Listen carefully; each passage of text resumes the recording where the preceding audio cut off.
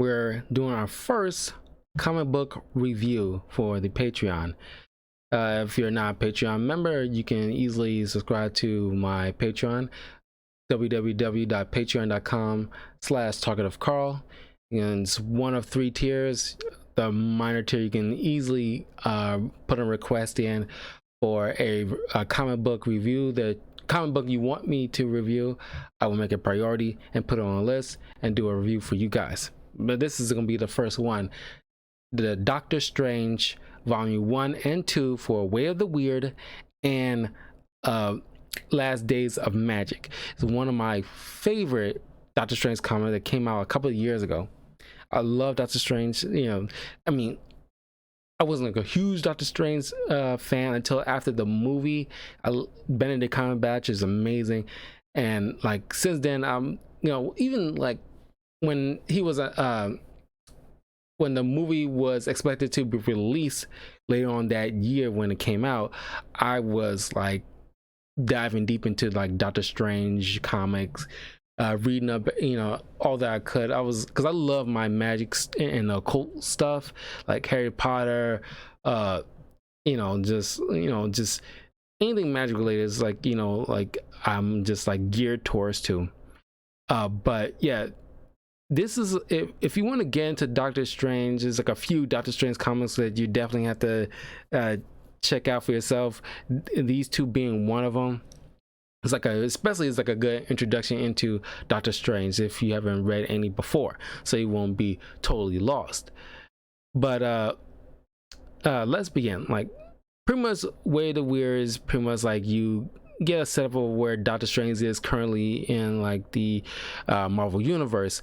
He's helping out this child who's being invaded in his like recesses of his subconscious by these otherworldly parasites. They're just feeding off his soul while he slumbers.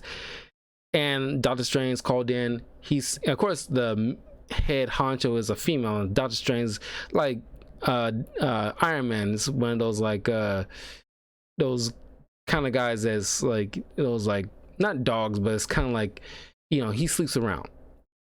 But so this woman, very intrigued by him, she's into him, but he convinces her to like, all right, you're inhabiting a little boy's body. I will need you to get out of here, and I'll point you to the a proper resource if you want to feed off anything at all. So he directs them to Rikers Island, towards the ward where they house criminals who did very bad things to children. Nobody thinks twice about that. I don't think twice about that. I mean, like, that's perfectly fine. Like, feed off those assholes all day long if you want. Not gonna lose any sleep over that. So, of course, he used to be a doctor, so he still got a mindset of a doctor. And even though he's like one of the powerfulest mages in comics, next to like Dr. Fate in DC, but he's walking down the street heading home, and being one of the, because a lot of the magicians and sorceresses in the Marvel universe is like probably not just Doctor Strange, but I like to think it's probably just Doctor Strange, since he's the sorcerer supreme above all anybody else. He's able to see all these little weird creatures that nobody else would be able to see. And it's kind of like, the way he describes it is kind of like, I don't really need to be infidel with every little thing that I see. I learned that, it's kind of like the way he describes it, there's certain bacteria and certain like mites that might live on your skin or eyebrows or something like that, which he mentions in the comic. You would not recommend looking up, so don't look it up, please. I did not. I trust him. Don't look it up. It's probably gross as all hell. But there's certain bacteria and certain parasites. This actually is good for you in like the ecosystem, that feeds off of worse stuff that isn't good for you. And that's something that he had to recognize. Okay, this is fine, that's fine, don't need to bother him. But every once in a while he sees something that definitely should not be here. So when he's trying to deal with something he sees on the street, he's doing it in his own version of what's going on. As you can see, like if you read the comment panel, it's, you know, all black and white behind him. He's the only colored image in the vicinity, but to everybody else on the outside, you know, looking in, he's like one of those goofy people you see on the street that you know, twitch and acting, you know, weird and stuff. He mentions the comic, you know, if you see a guy like this, you know, acting, you know, weird on the street, throw him a few bucks. He might be a mage in disguise, filing some kind of creature that you're not seeing that might be attacking your soul or something, which I thought was like a funny and nice thing to put in. Then you meet this character who's standing outside Doctor Strange's house, the Sanctum Sanctorum, and is Zelda Stanton. Now she, you know, since this moment going forward up to current times right now, it's become a major supporting system for Doctor Strange and Wong. She became the librarian to Doctor Strange, but later on, like because if you read like Strange Academy, which I'm currently reading right now, Doctor Strange and a lot of mages in the Marvel universe created this school for pretty much like gifted young mages that's apt at magic, that needs like guidance and tutelage to what's the word I'm looking for? Pretty much like work with them to like you know how like teachers like mold young minds. That's what they're pretty much doing, trying to make sure they give them the right guidance to become great mages themselves when they get older. And Zelma is kind of like their librarian slash teacher there as well. But anyway, this is the first time you actually meet Zelma Stanton, and I think she's a pretty good character. It'd be interesting to see more of her in other things, and you know, give her own little arc and see what you can build off of her own, and maybe she becomes like a mage in her right and learn maybe, because I like to think they building Zelma to be possibly the third Sorcerer Supreme after, like, just like Ancient One taught Doctor Strange. Doctor Strange can easily teach her to be the third Sorcerer Supreme, you know, after he gets to a certain point, because you know the Ancient One, you know, uses like certain bit of magic to like live for a very, very long time. And obviously Doctor Strange in certain comics done the same thing, but he, I like to think, will teach Zelma how to become the next Sorcerer Supreme, kind of like seeding that a little bit. But anyway, she's standing out in front of his house, and she's pretty much like asking for help, because there were like a little these like, not fungi, but it's kind of like these little growths on her top of her head. She wears this little beanie on top of her head to hide it, but it's got these little growths that got growths that's got mouths and little eyeballs. And then he said, like, you know, there's nothing you can show me that I haven't seen before, trust me. She saw something like, actually I've never seen that before. And it's like of course, as he's trying to like get them out, they become like little troll-like things and just scatter among the Sanctum Sanctorum. Now, the Sanctum Sanctorum is like, you know, like the forces of solitude for Doctor Strange, except a lot more dangerous, because you got all these weird things he collected over the years and cultivated throughout his superheroic times, and it's like, and twists and turns, and you know, you can easily get lost.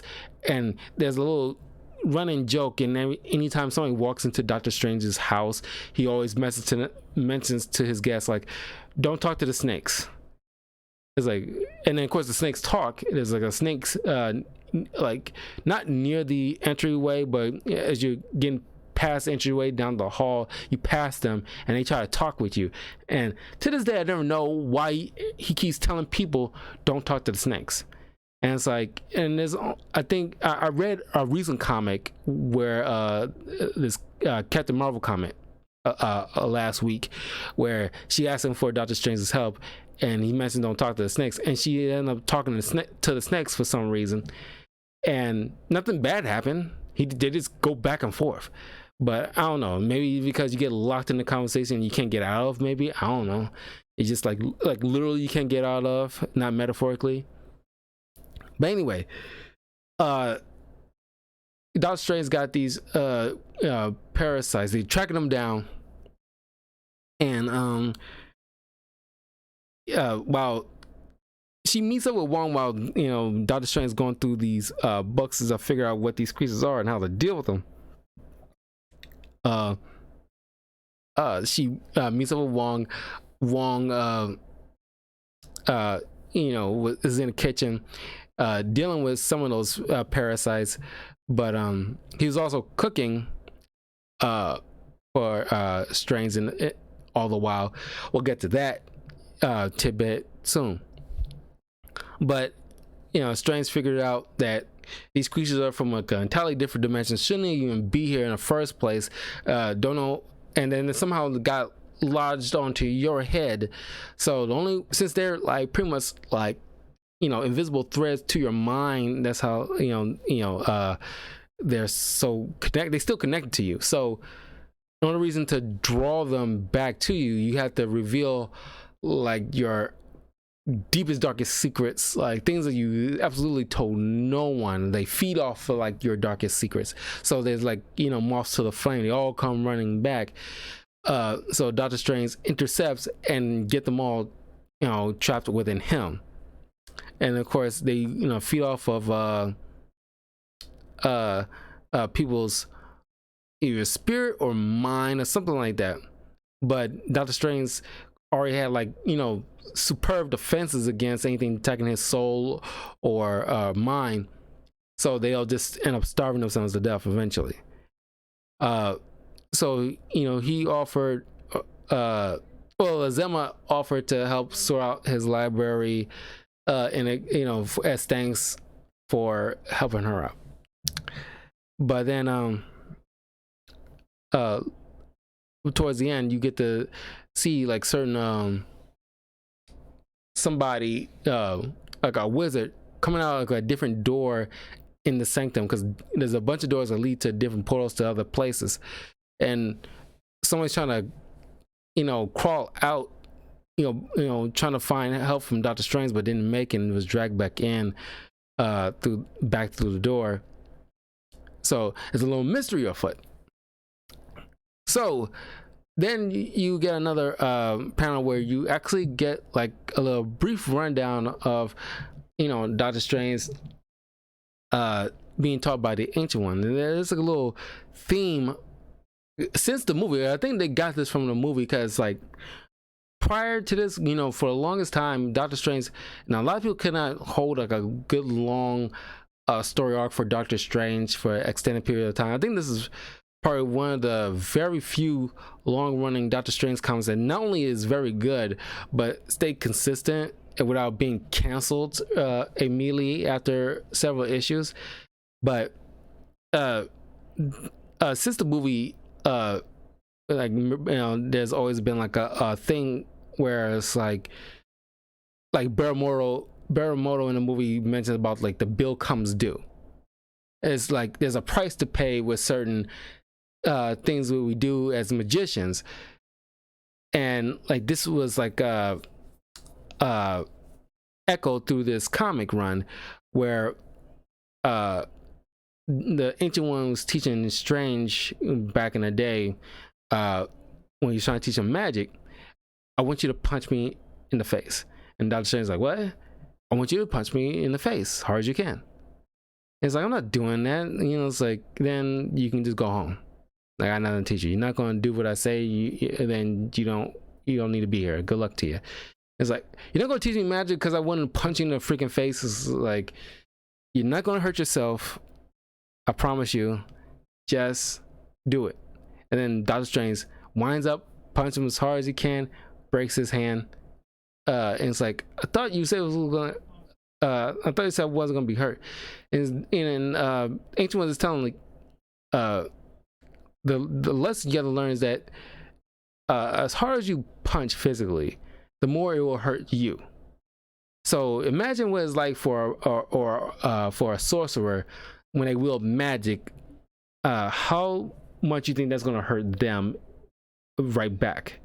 And Doctor Strange is like I've been learning magic an entire week. Nothing bad has happened to me. And then he started puking for I think he said it was 3 days. And it's just something you gotta learn that like throughout the story arc, because Strange deals with like this old magician that was like popular back in like the it's like the 60s 70s. This named Monaco, because it's like a different old comic book run. I believe it was Timely Comics still at the time. It was like this old like a fancy like old school style magician with the top hat and everything like that. Of course he's like a kind of grizzled old man that he's out at the bar with no doors. It's like just like a getaway bar spot for magicians, of heroic magicians of the Marvel universe. And he constantly brings it up to Doctor Strange's face, like, have you been paying your tab? Because like every time I say abracadabra, I gotta drown a few rabbits. Sure, you feel bad for rabbits, but at least like a baby lives that could have died somewhere across the world because of the magic I probably been wielding. It's just it's like it's a nice way, because like years prior you had no kind of weakness to sorcerers or magicians in like comic books for most of the time.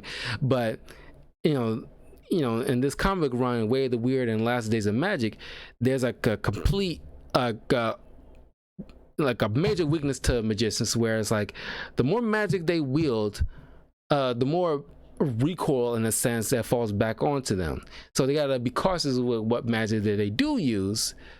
And it's kind of like, yeah, I like that. I really do respect that creative mindset. It's like they can't just wave a willy-nilly with no consequences. There's clear consequences. The bigger the magic, the bigger the consequence. And Doctor Strange, in one comic panel, after fighting Dormammu, because he is one of his biggest villains, one adventure he came from battling Dormammu, he used this Atlantean black magic spell to banish him away. And according to Wong, on normal circumstances, wielding that magic will kill any normal person. But Strange managed to hang on long enough so they can like move the backfire of the spell onto an entity they keep trapped in the cellar. This entity named crap, I forgot what they call it. It starts with an M. I want to say Mercy, but that's not it. But anyway, this little black gooey entity that's been forged from all the time when like Doctor Strange was like using like big magic to deal with certain adversaries that usually would backfire horribly on him, and they kind of transfer that in all the negative effects onto this little creature, and eventually gain a life of his own over time. And they realize they can't keep doing this, but Wong, since he always looks out for the Sorcerer Supreme, he does what he has to in order to make sure there's always a Sorcerer Supreme, and he will do what he can to make sure that anything, because he has his own little thing going on in this arc too, that causes you to question Wong a bit, but you get him. But we'll get to that soon. But that entity will be coming up again as well. But as Doctor Strange wakes up one day in like a field in like Central Park in his astral form, completely naked, and he's dealing with all these little mystical slugs, big and small. There's like a lot of them. They're not dangerous, but they feed off of magic, which he's completely made up of pretty much at this point. And he's trying to race back to the Sanctum Sanctorum, and he realizing like these creatures don't even belong here either. Something's definitely wrong, where like these creatures pretty much like running from something, because they usually be, these slugs come from a dimension that's teeming with magic, and that's where they usually feed off of, and there's no problem. But they're just like with those parasites from Zelma, they're obviously running from something. It's kind of like when birds fly away when they, or animals fly away or run away when they sense danger in the vicinity. It's like a calm before the storm kind of situation, and they're clearly running from something, and he doesn't know what it is yet, so he had to figure that out. So he and Wong, when he managed to get back to his body and go through this doorway, this particular area is just like completely ash, and they walk out to this tree that's filled with the charred remains of sorcerers that were burned at the stake, old Salem witch trials like. So now, like, he's back at the bar with no doors, warning everybody there's like a mass murder we're dealing with that's killing Sorcerer Supremes. And I tried to reach out to other Sorcerer Supremes in like a different nexus. And I sent out a call that only all the other Sorcerer Supremes can hear, and I waited as long as I can, and nobody answered. And it was like an intriguing little story. I was following along for weeks just to see where this is going, because it was very intriguing. What possible thing can deal so much devastation and damage to people with magical abilities? People can easily like wave their hands and like you're confetti or something like that. But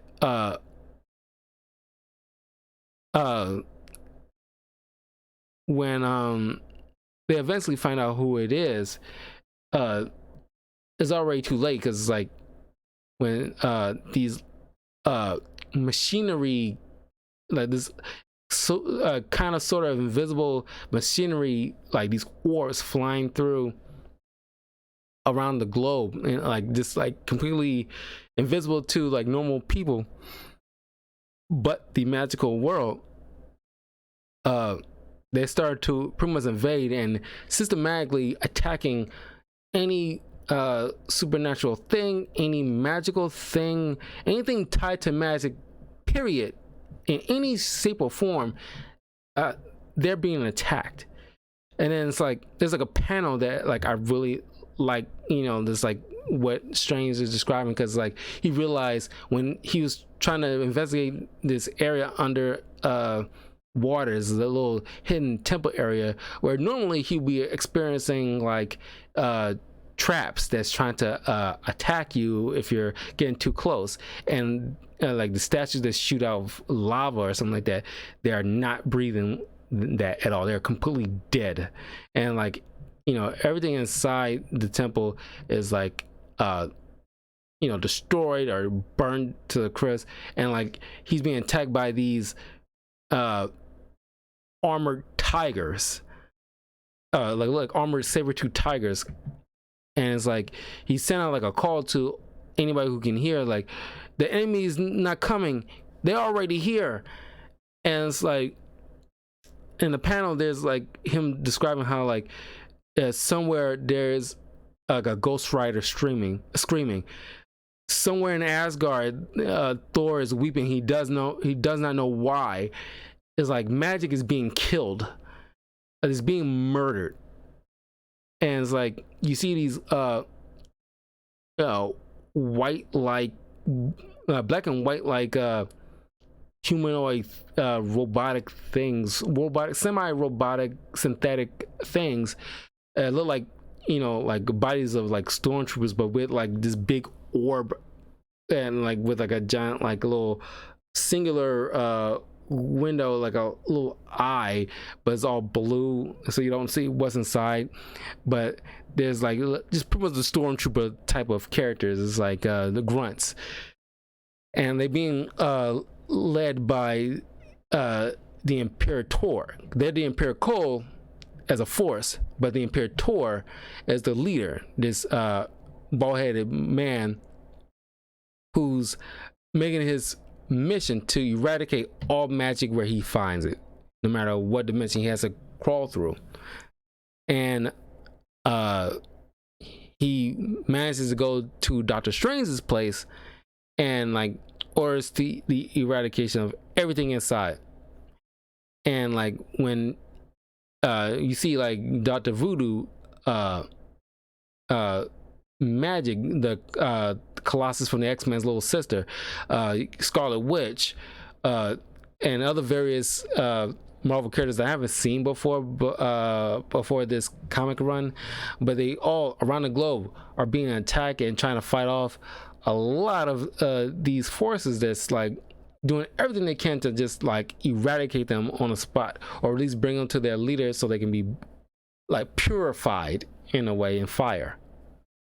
And Doctor Strange like try to deal with this guy, but through all his like ways, like using his cloak of levitation to distract him, or like taking control of the tree nearby to like trying to bind him, because little by little his magic is weakening or just like not responding at all. Any connection to whoever god or goddesses or creatures that he derives his power from is being killed off and picked off, and so without them he cannot use their power to wield in order to be able to be effective in combat. So pretty much making him human for the most part. I mean, he's human, but with added benefits. But now he's just little by little, he's just being like all of them are just human at this point, which is weird because Magic is a mutant, and her mutant ability is using magic. So it's like, how does that work? But anyway, in a last ditch effort, Strange tried to use like a ley line, which is like in a lot of comics is like how's like magical tunnel networks that's like potent with magic. So he used it to turn this big hulking rainbow colored beast that tried to like beat down this guy, but he uses science to try to combat magic. And that's another like it's kind of confusing where like magic can take on science, but certain machinery can nullify magic. Like I guess it's like a yin yang thing. But despite his efforts and down to his last drop of magic, he could not stop the Imperator. So he tried to like you get a rundown of his history, and this is kind of like a different take on Superman's story, where in this different dimension the Imperator was like an infant child, not like a baby like Kal-El. This is like he's still old enough to actually speak at least, but still very young. His people worship magic while his parents believe in science. It's kind of like the reverse of what you expect in real life. It's like it's kind of like when somebody says that they're like Satanists or something, right? Like say like you like the bulk of religion is pretty much Christianity, but you're but then somebody amongst your ranks was only people that believed in Satan. Is kind of like all that is just how the kind of trouble that will probably bring up.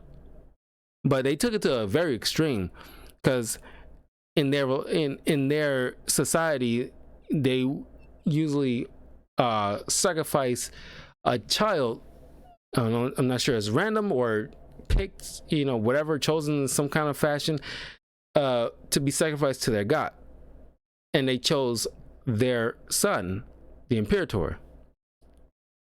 And of course, they wasn't having that, and like the father was trying to beseech to them that this God does not care about them at all, one way or the other, no matter what they do. And they trying to explain to him you should believe in his science.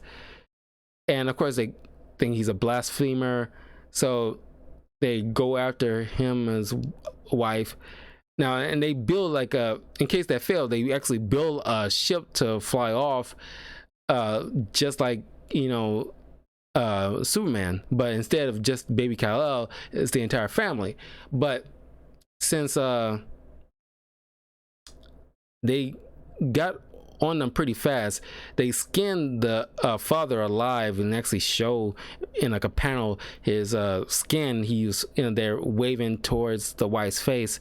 And then the wife, just to hold them off as long as she could, have their little robotic eyeball guys take their son, take off, keep them safe as he dies, and as they're flying off, you get to see that the god that was worshiping was Shuma-Gorath, one of the major villains of Doctor Strange.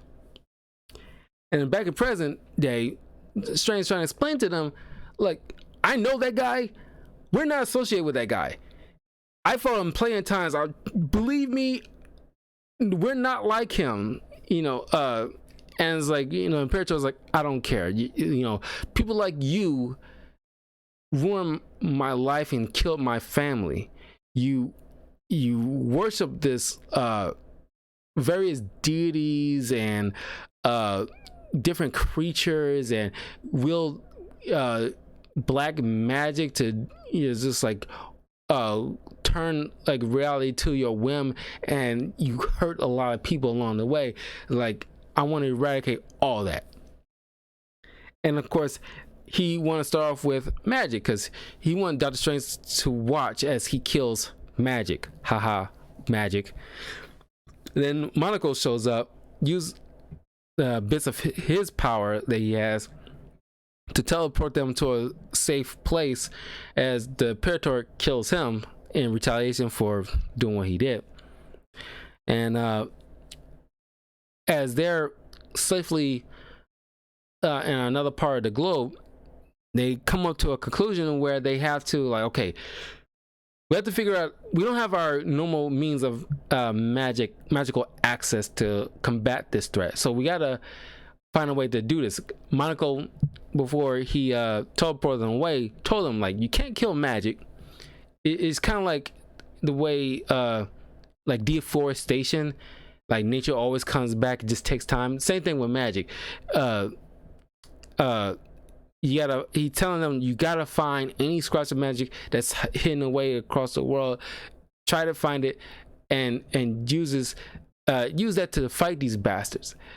So that's what they do. They go all, of course, and you see like the one of the comic book covers of this story is Doctor Strange wielding an axe, and for a long while he'll be wielding kind of this magical axe, and there's other various magical items like a bow and arrow that he wields, that not very well because of his hands, but he's taught the basics at least by Hawkeye in Avengers Match, and he mentions that. But there's other artifacts like this character Shaman has this hellfire shotgun that shoots hellfire bullets, kind of like Ghost Rider does. I kind of wish that Ghost Rider had his little Ghost Rider and Thor as a part of this, because they're technically magic based as well, but it's fine. But and it's like, there's like this old school biplane that's powered by ghostly ethereal magic, so they can be travel very easily, quickly. Yeah, so they gather what scraps around the world that they could, or at least what they could find, to fight back, kind of like pretty much like what kind of warfare down? Guerrilla warfare kind of style. They're trying to fight like a more powerful force than they are, using very like rudimentary things that they could in order to combat this threat. Now, in the meantime, while they're collecting all these artifacts, the Imperator is trying to like make sure his people that eradicate everything inside the mansion. Wong gets Zelma, to a doorway to the Himalayas so they won't get caught and killed. And then Zelma finds Wong having these monks who's floating in midair, and they're there to pretty much, since like the creature in the cellar, at a certain point they could not use him to take on all the negative effects of Doctor Strange's magic anymore, before it gets too out of hand. He decided upon himself to use innocent monks, well, innocent relatively because they volunteered, so they know what they was in for, but he uses them to each one of them to take on any negative effects, pretty much like a transfer of negative effects from one person to the next, so that way Strange will always be around, and he won't be totally out of commission. But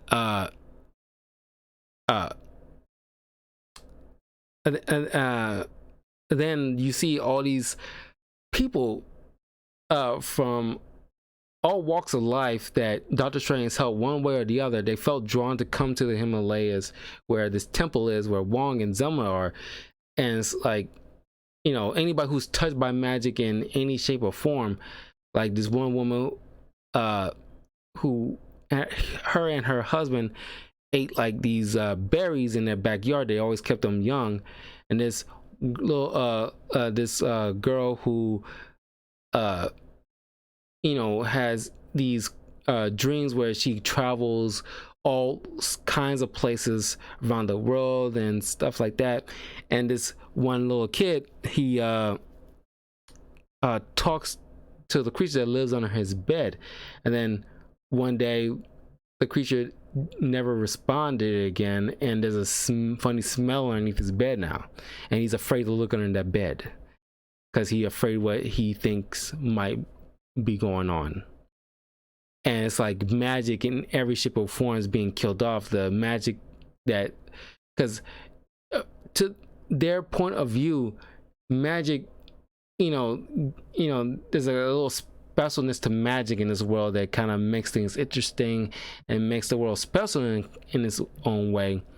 And it's systematically being cut off one by one, and it's losing its spark in the world.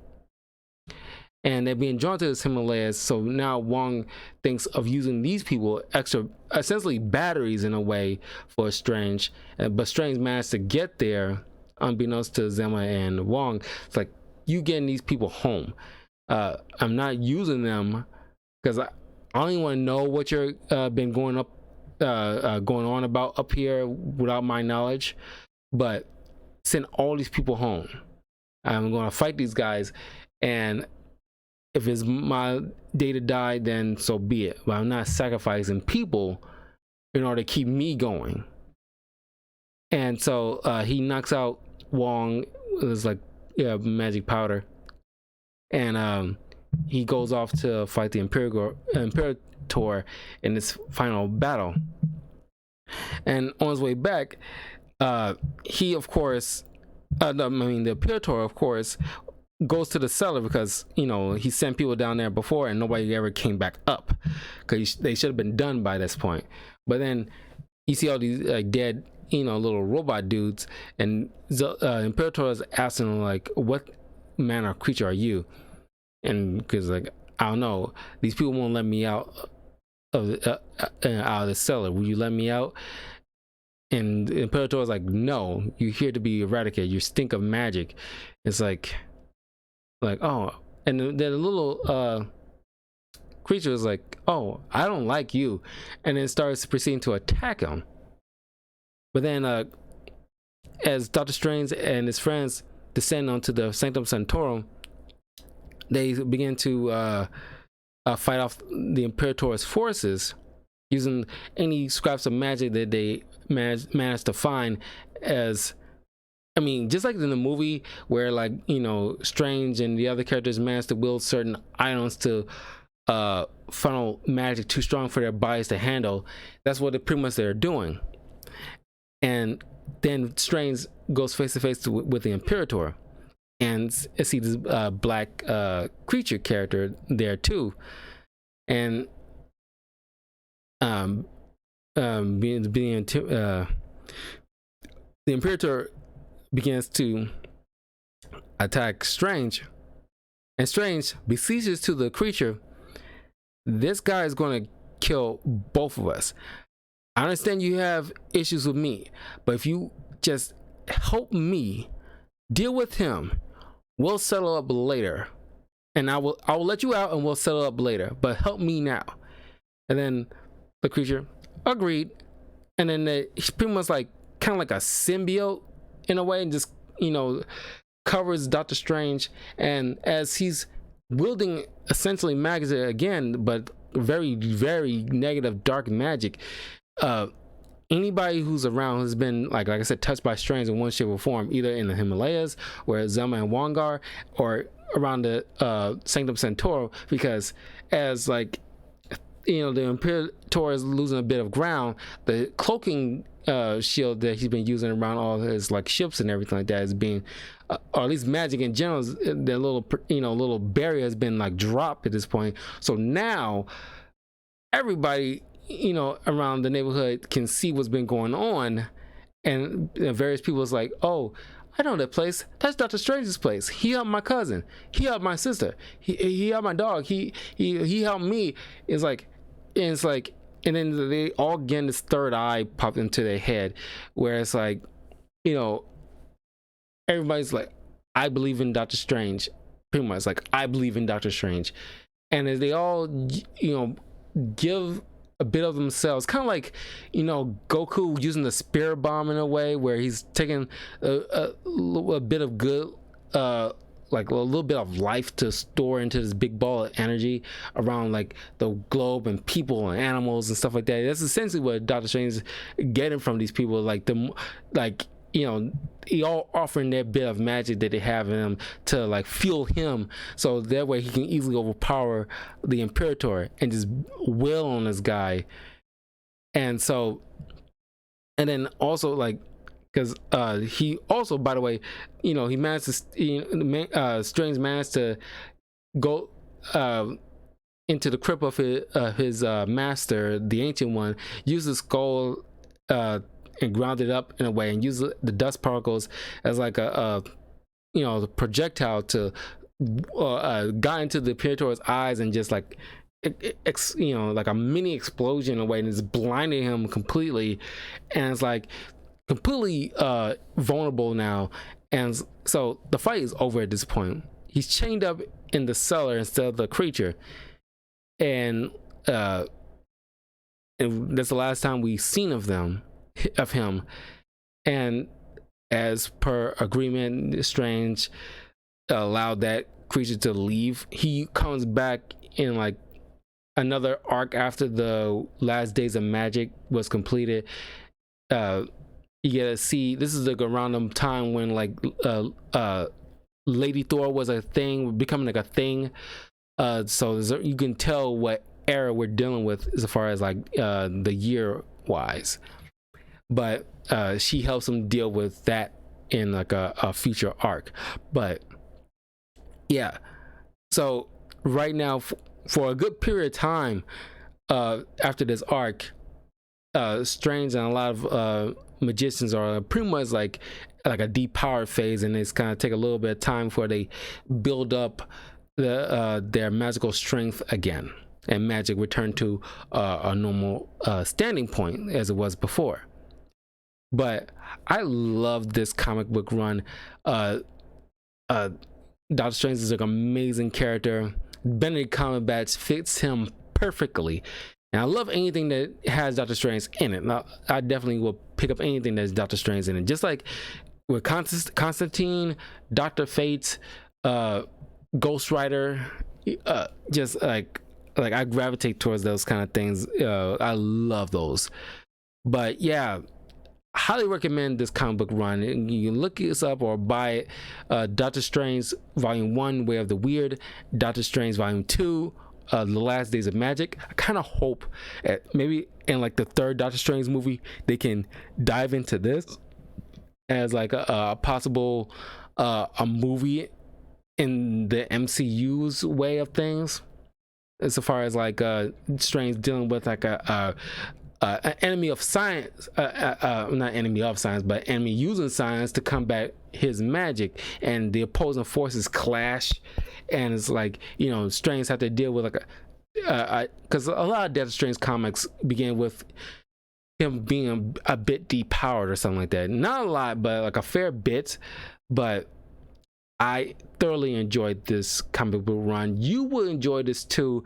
It's one of the best comic book Doctor Strange comic book runs. There's like a few out there, like Doctor Strange, The Oath, and there's like a comic book run where he teams up with Doctor Doom. I forgot what the name of that is.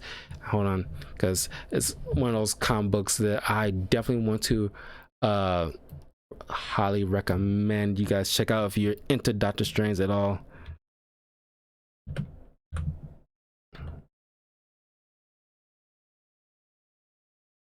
Oh yeah, Doctor Strange and Doctor Doom, Triumph and Torment. Definitely check that out as well. That's like a great comic as well. So yeah, that was my comic book review, my first comic book review. I'll probably like, this is, you know, I'll probably get a little bit better as far as like reviews goes, because it's been like at least a few days since I wrapped up this this reading. So, you know, it's in there, but it's like a little you know, I had to, you know, go Rolodexing through what I remember from the comic book run. But I read this a lot. I think it's one of those few comics that you love going back to, that you read multiple times. It's kind of like any good book. I read this like at least, this is probably my fourth time reading this story, because it's like really, really good. Especially if you're into like, you know, anything like magic related in comics, or if you're just a Doctor Strange fan, or if you want to get into Doctor Strange, once again, get into this. It's really good. You can easily look this up, Comixology or anything like that, if you want to check this story out. But don't forget to leave a like, comment, subscribe, all that good stuff to Talkative Carl on YouTube, Twitch, and Twitter. Follow me on Patreon, www.patreon.com/talkativecarl. If you have a suggestion for a comic book run, or just a comic book in general you want me to check out and review, I will definitely do that. Make it a priority for you, and post it on Patreon for early access. So I will see you guys soon for the next month's comic book review. I have one in mind, but it's gonna be DC related. I'll probably flip-flop from DC into Marvel each month, depending on what you guys want to me to review. But there's another one that has been definitely up for review, but I'll get to that in the next month, probably sooner than I was able to get to this. But it all depends on, I got a lot of stuff to cover, and I've been constantly busy, so I want to make sure that I get to these in a timely fashion. But I will have like a DC comic review for next month, so stay tuned for that. I'll see you guys next time. Take care.